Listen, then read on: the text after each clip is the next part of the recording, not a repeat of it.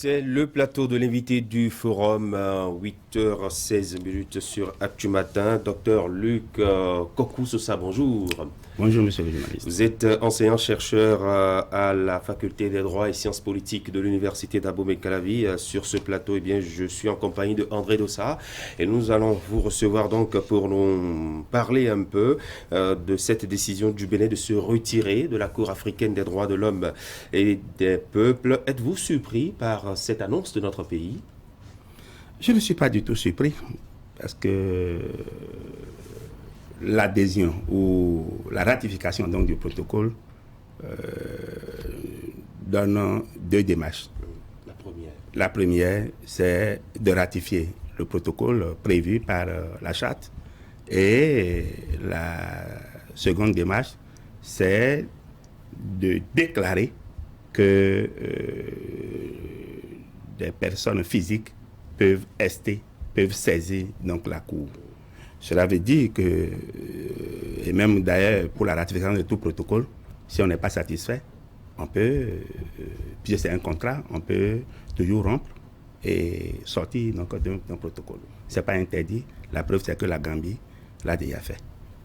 Il y a 30 pays africains qui ont ratifié le protocole, parmi lesquels 9 avaient fait la déclaration, mais à ce jour, il y a 8. Donc la Gambie n'est plus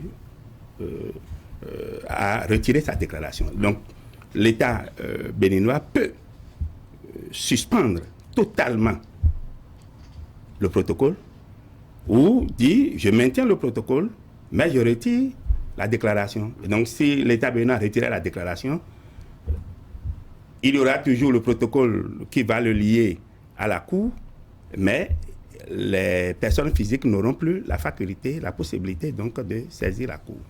L'État béninois a la possibilité de faire cette démarche-là, sauf que ça ne laisse pas une bonne image de la démocratie ou de l'État de droit, docteur.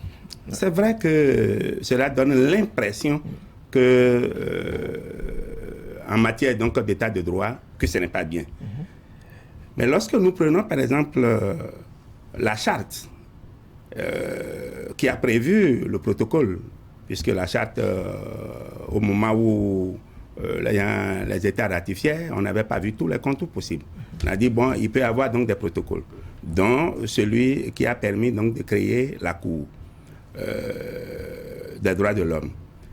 Cette Cour africaine qui repose donc sur le protocole, si les décisions, puisque nous avons déjà dit tout à l'heure qu'il y a 30 États africains qui ont ratifié le protocole. Ça veut dire qu'il y a certains États africains qui n'ont pas ratifié. Et parmi les 30 qui ont ratifié, il y a seulement 9 qui avaient fait la déclaration pour permettre aux personnes physiques de saisir donc cette Cour. Parmi ces 9, nous avons aujourd'hui 8. Cela veut dire que parce que la qualité d'une juridiction dépend aussi de la qualité des décisions rendues. Tout à fait. Et lorsque nous examinons le rapport d'activité de la Cour, le rapport d'activité de 2018 qui est d'ailleurs publié déjà, la Cour elle-même, en rendant des décisions, pour la plupart du temps, certains États ne respectent pas. Et donc la Cour a des difficultés face à la mise en œuvre de cette décision. Et donc la Cour doit aussi s'interroger sur la qualité des décisions, la portée des décisions. Figurez-vous par exemple que lorsque on revient un peu sur la décision, l'ordonnance qui a été prise par cette Cour pour des mesures provisoires, parce qu'elle n'a pas encore le temps de rendre la décision. Mais elle a pris donc des mesures conservatoires pour réparer les dommages d'un citoyen. La Cour prend donc cette ordonnance pour demander de surseoir l'organisation des élections communales. Nous supposons que l'État décide de surseoir, de suspendre d'abord les élections communales, le processus électoral. Mais ceux qui ont fait, les citoyens qui ont déposé les dossiers, qui sont en nombre plus important, plus élevé, que le citoyen qui a obtenu cette décision, est-ce qu'on n'a pas créé aussi de préjudice à d'autres personnes? Et donc, libre à eux aussi de saisir peut-être la Cour. Et que nous allons finir. Pour entendre leurs raisons. Oui, et nous allons finir. Non. Alors, quelle est alors la notion de la souveraineté de l'État? Vous trouvez que la Cour a exagéré? La Cour, si je dis exagéré, c'est même simple. La Cour a poussé le bouchon trop loin. À travers cette décision ou Oui, la plupart des décisions rendues sur des dossiers donnés? Dans la plupart des décisions. Et, comme on le dit, lorsque vous n'êtes pas encore victime, vous n'appréciez pas la portée de ce que les autres vivent. Si des États refusent donc d'exécuter les décisions, nous devons nous interroger un peu. Tous les 54 États africains ne sont pas les mêmes, n'ont pas la même côte, ne respectent pas la démocratie.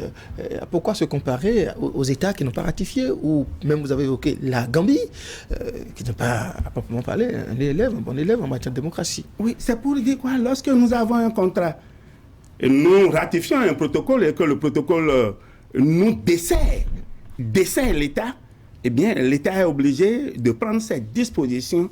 Parce qu'il y a une confusion, il y a un amalgame au niveau de la Cour en matière donc d'appréciation des droits de l'homme et en matière d'appréciation également. Parce que lorsqu'on analyse un peu la décision, trois préoccupations. D'abord, la difficulté donc de compétence, puisque l'État béninois dit la Cour n'est pas compétente. La Cour dit je suis compétente. C'est vrai que à travers le protocole, il y a une disposition qui est un peu vague, qui dit lorsque il y a contestation, que la Cour n'est pas compétente, elle décide. Mais décider veut dire quoi? Est-ce que c'est décider en disant je ne suis pas compétente ou bien c'est décider en disant je suis compétente? Rien n'a été clarifié. Deuxième élément, c'est la notion donc de la recevabilité. Parce qu'en réalité, lorsqu'on prend même la charte, on prend le protocole pour que les personnes physiques ou pour qu'on saisisse la Cour, il faut qu'il y ait un dommage irréparable ou qu'il y ait la survenance ou l'imminence donc d'un dommage irréparable. Mais lorsqu'on prend par exemple l'ordonnance ici, qui repose sur le fait qu'on ne pourrait pas aller aux élections. Et donc le requérant estime qu'il ne pourrait pas participer aux élections et être élu pour gérer les affaires de l'État. C'est une présomption. Et donc, parce qu'on ne pourra pas aller aux élections, on estime qu'il y a un dommage irréparable. Or, le dommage irréparable doit s'entendre un fait réel, quantifiable, appréciable. Alors, quel est le dommage ici qui pose problème? Et lorsqu'on examine encore l'article 51.5 de la charte, pour qu'une personne physique saisisse la Cour, il faut que cette personne physique ait épuisé d'abord toutes les voies de recours à l'interne. Mais lorsque on prend la saisine donc de ce requérant, parce que la saisine a été faite en deux phases. La première phase, donc, c'est la requête introductive qui dit toutes les lois qui ont été votées quasiment en 2000, donc sous la 7e législature et la 8e législature, me portent grief. Et donc, toutes ces lois, à travers toutes ces lois, il y a un dommage irréparable. On est allé même jusqu'à dire que la nomination de M. Diogbenou, donc du professeur Diogbenou, comme président de la Cour constitutionnelle, porte préjudice. Parce qu'il a été ministre et il est nommé président, donc il a été désigné membre de la Cour constitutionnelle et nommé plus tard, et élu plus tard président de la Cour constitutionnelle.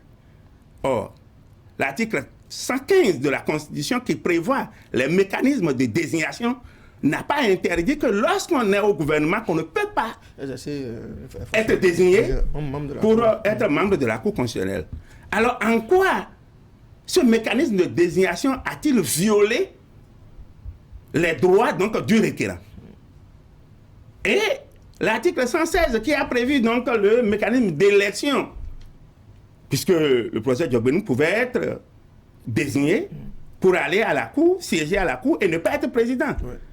Mais si les autres membres ont porté leur choix sur lui, en quoi il y a eu une violation, donc en quoi il y a eu dommage créé pour un citoyen?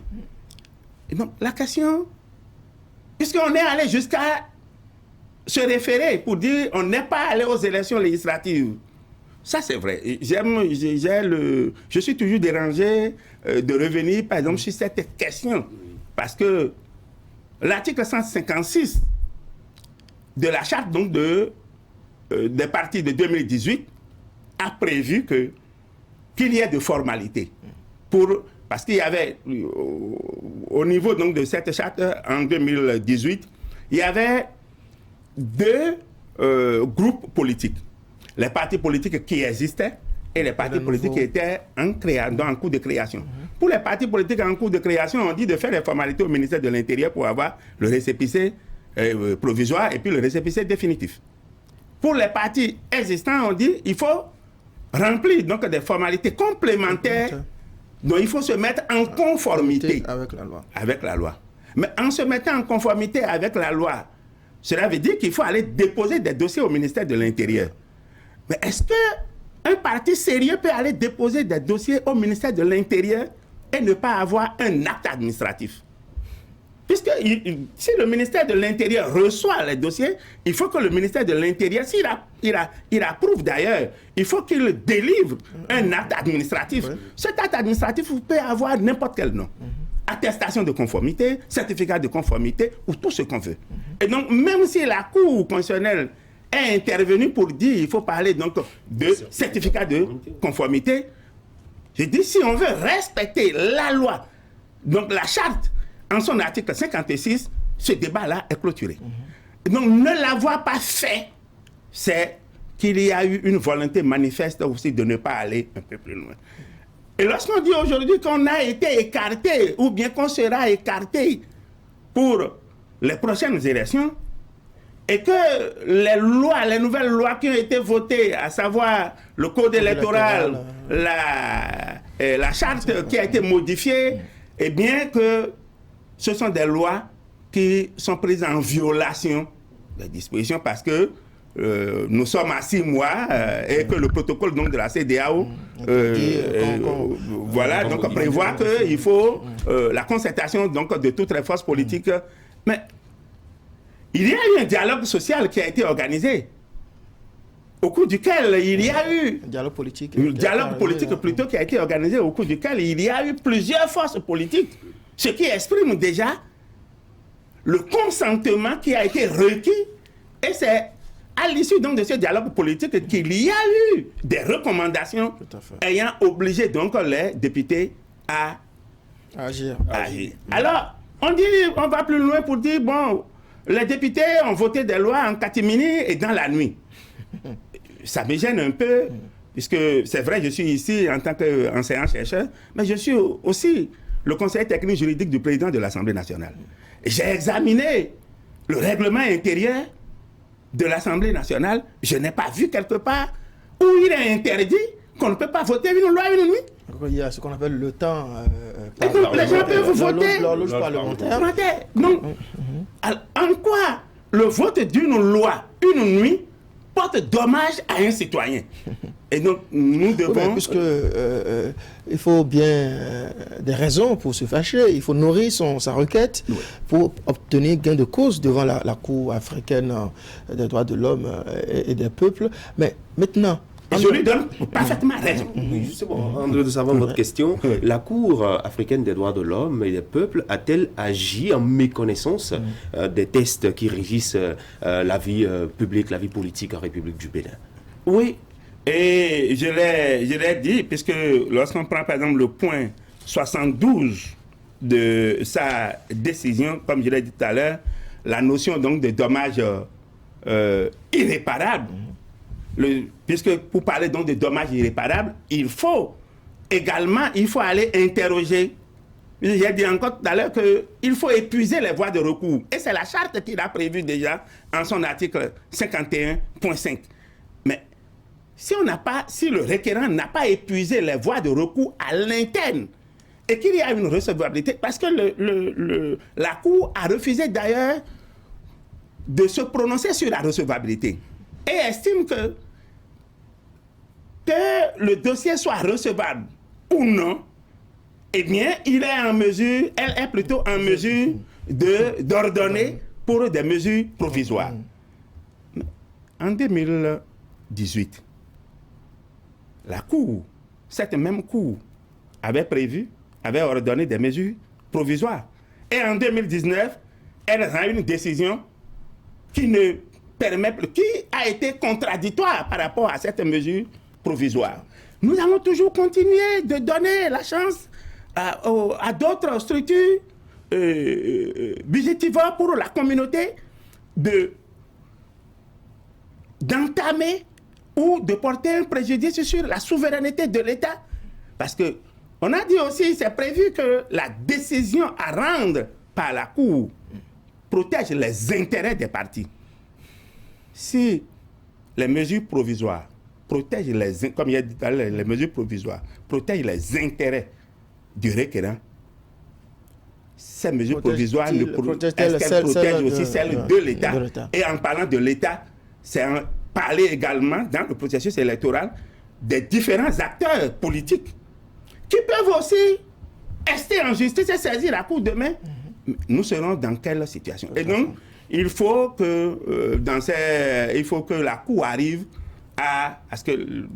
pour que les décisions soient exécutoires facilement, il faut qu'elles soient aussi appréciables et acceptables donc de la communauté. Alors, il y a peut-être eu amalgame, il y a peut-être eu une méconnaissance par la Cour des tests internes, mais quelles sont les conséquences auxquelles le Bénin s'expose, par exemple, en se retirant de ce protocole ou voire ne respectant pas la décision?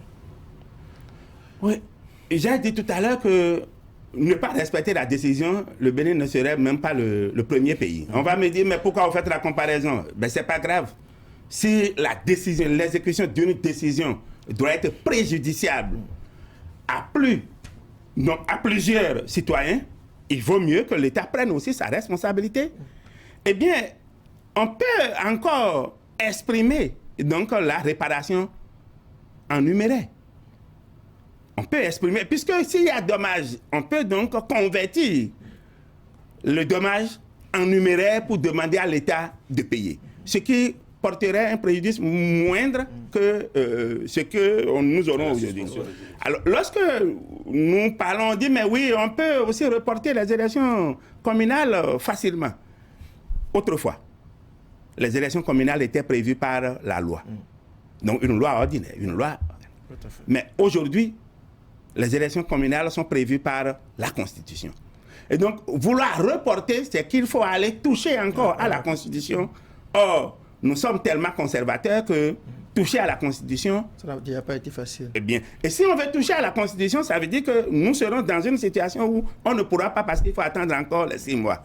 Mais, finalement, de report en report, cette situation de parrainage ne pourra pas avoir lieu. Et si cette situation n'a pas lieu, on ne pourra pas donc faire l'élection présidentielle de 2021. Ce qui veut dire que la préparation de l'acte, c'est de faire en sorte qu'il y ait à un moment donné un vide juridique. Et s'il doit y avoir vide juridique, l'État en toute souveraineté doit prendre ses responsabilités en voyant, par rapport à la responsabilité prise, les critiques qu'il y aura et les revers et la réalité dans laquelle il faut mettre aussi les citoyens. Il reste quand même tout de même que c'est un acquis pour le requérant et il pourra s'en prévaloir plus tard aussi. Ben nous sommes encore au stade donc, de mesures provisoires. Pour que la Cour vienne rendre sa décision. Et la Cour l'a dit, pour dire ces mesures provisoires n'entachent pas du tout la qualité de la décision qui sera rendue plus tard. Alors, et si par exemple la décision qui sera rendue plus tard donne raison à l'État béninois, alors qu'on a déjà suspendu le processus. Du temps, voilà aussi de ressources. Et donc c'est pourquoi l'État ferait mieux de ne pas suspendre. Eh bien, si la décision est rendue plus tard, parce que si la Cour voudrait qu'il y ait une décision pour obliger l'État à respecter, puisque il y a des sessions ordinaires et des sessions extraordinaires. La Cour aurait pu programmer une session extraordinaire pour vider ce dossier en rendant une décision pour permettre à chacune des parties de se fixer. Elle n'est pas en confinement, la Cour? Chose croire. Avant de vous laisser partir, oui, vous savez très bien que nous sommes en Afrique et notre pays est cité en exemple en matière de promotion et de protection des droits humains. Ce retrait n'est-il pas inquiétant pour la situation des droits de l'homme en République du Bénin? Oui. Nous allons perdre une cote de popularité certainement cette année. Mais cela pourra nous aider à nous relancer. Parce que, je dis bien, la ratification donc, de ce protocole, on aurait pu faire ça de manière progressive. On ratifie et on attend pour la déclaration, pour voir comment les choses se font, comment les gens se comportent. Mais on est allé dans l'espace d'1 mois et demi ou de 2 mois, on a ratifié le protocole et on a donné la déclaration. Voilà la conséquence aujourd'hui. Donc, on n'a pas été un peu prudent. L'État n'a pas été prudent en janvier 2016 et en février 2016, au moment où, en janvier, on ratifiait, et en février 2016, au moment où on faisait la déclaration. L'État aurait adopté une posture de prudence en faisant peut-être la ratification d'abord et en attendant et aller voir plus tard comment elle va faire, donc il va faire plutôt cette déclaration. Oui, comment l'État peut-il se comporter désormais? Est-ce que l'État peut repartir un temps après, refaire sa déclaration au protocole? Les dispositions donc du protocole n'interdisent pas qu'un État qui se retire revienne. Et donc si le climat ou le mode de fonctionnement de la Cour devient meilleur, parce que ce qui s'est passé, ça se passait également chez nous où nous critiquons la justice. Non, si nous critiquons la justice, c'est l'état de la justice que nous avons et que nous critiquons, qui est aussi extrapolé de l'autre côté, que nous sommes obligés de critiquer, non pas pour détruire, mais pour contribuer à son amélioration. Parce que si elle est améliorée, elle rendra service à nous tous parce que c'est une juridiction communautaire. Merci beaucoup, docteur Luc Kokou-Sousa. Je rappelle aux téléspectateurs que vous êtes enseignant, un chercheur à la faculté de droit et de sciences politiques de l'université d'Abomey-Calavi. Vous étiez donc sur ce plateau pour donner votre appréciation de la décision du Bénin de se retirer du protocole de la Cour africaine des droits de l'homme et des peuples. Merci pour votre contribution au débat. Merci, monsieur le journaliste. Très bonne journée. Merci à vous. André Dossa, merci beaucoup. Bonne journée de lundi et bonne semaine de travail. Mesdames